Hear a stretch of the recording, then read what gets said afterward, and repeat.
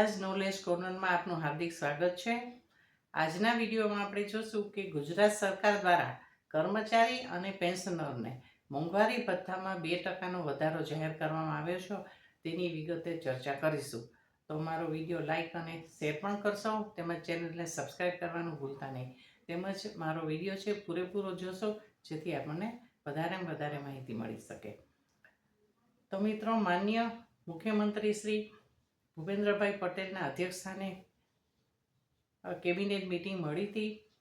તેની અંદર કર્મચારી અને પેન્શનરને કેન્દ્ર સરકારના ધોરણે 1/1/2025થી 2%નો મોંઘવારી ભથ્થામાં વધારો જાહેર કરવામાં આવ્યો છે। આ અંગેનો પરિપત્ર 16/4/2025ના રોજ ગુજરાત સરકારના નાણાં વિભાગ દ્વારા બહાર પણ પાડવામાં આવ્યો છે।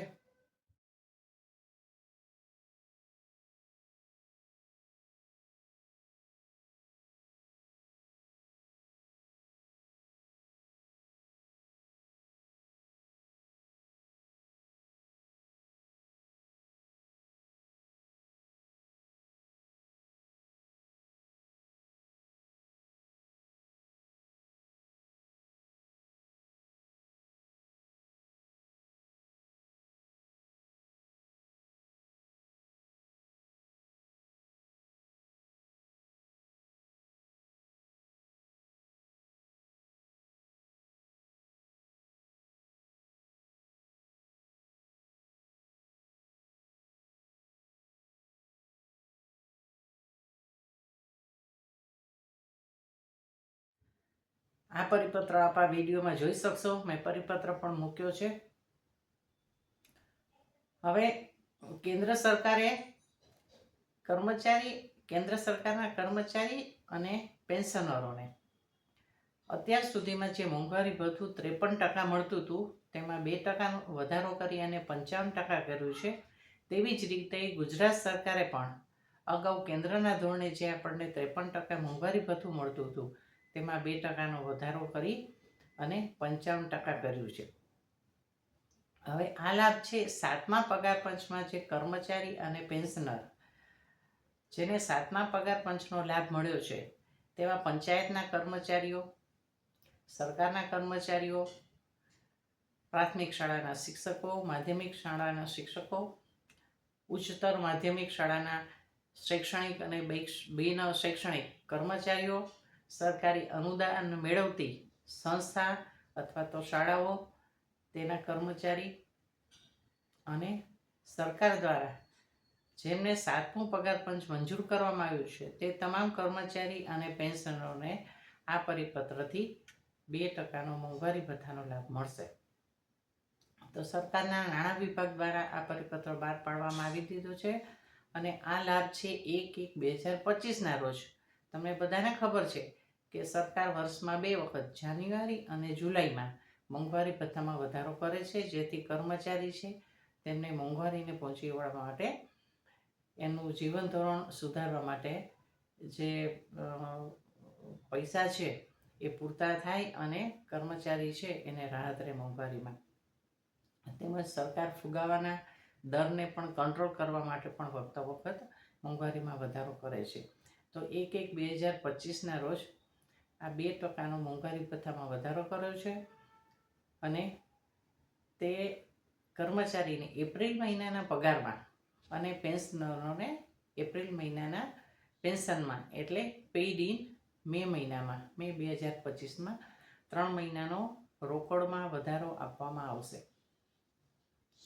તો મિત્રો, આપણે જોઈએ તો કોઈ કર્મચારીનો પગાર 30,000 રૂપિયા છે, બેઝિક પગાર, તો એના 2% લેખે આપણે ગણતરી કરીએ તો 600 રૂપિયાનો દર મહિને એને વધારો થશે। એટલે 3 મહિનાનું જે એને મોંઘવારી તફાવતની રકમ છે એ 1800 રૂપિયા મળવા પાત્ર થશે અને વાર્ષિક વધારો છે એ 7200 રૂપિયા, 7200 રૂપિયા થશે। એવી જ રીતે કોઈ પેન્શનર છે, તેનું બેઝિક પેન્શન 20,000 રૂપિયા છે, તો 2%નો મોંઘવારીમાં વધારો થતાં એને 400 રૂપિયાનો દર મહિને વધારો થશે અને 3 મહિનાનું જે તફાવતની રકમ છે એ 1200 રૂપિયા મળવા પાત્ર થશે। અને વાર્ષિક પગારે વાર્ષિક પેન્શન છે એ 4800 રૂપિયા, 4800 રૂપિયા એમને વાર્ષિક વધારો થશે. આ મોંઘવારીમાં રાહત આપતું સરકારનું પગલું છે, ખૂબ જ પ્રશંસનીય પગલું છે.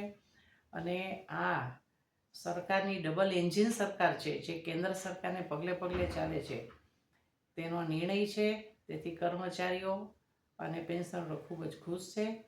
અને આપણા મુખ્યમંત્રી શ્રી છે તે તાત્કાલિક નિર્ણય લેવા માટે જાણીતા છે અને કર્મચારીના હિતમાં અને પેન્શનરોના હિતમાં આ મોંઘવારીમાં તેમણે નિર્ણય કર્યો છે. ખૂબ જ આનંદની વાત છે. અને આપણે એવી અપેક્ષા રાખીએ કે કેન્દ્ર સરકારના ધોરણે વખતો વખત આપણને લાભ આપતા રહે અને મોંઘવારીને પહોંચી વળવા માટે કર્મચારી છે એમના ફેમિલીને મદદરૂપ થઈ શકે. તો મિત્રો, 8મા પગાર પંચમાં પણ આપણે આશા રાખીએ કે કેન્દ્ર સરકારને પગલે ગુજરાત સરકાર પણ તાત્કાલિક અમલ કરે.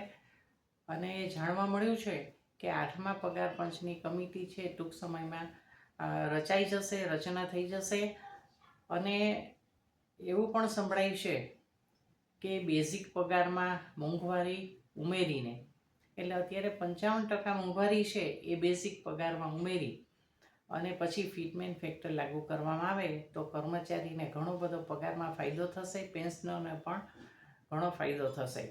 તો આ એક વસ્તુ સંભળાય છે. વખતો વખત જે કંઈ અપડેટ આવશે એ વિડીયોમાં આપણે જાણ કરતા રહેશું. તો મારો વિડીયો મિત્રો આપને કેવો લાગ્યો છે એ મને જણાવશો. તેમજ મારા વિડીયોને લાઈક અને શેર પણ કરશો. તેમજ ચેનલને સબસ્ક્રાઈબ કરવાનું ભૂલતા નહીં.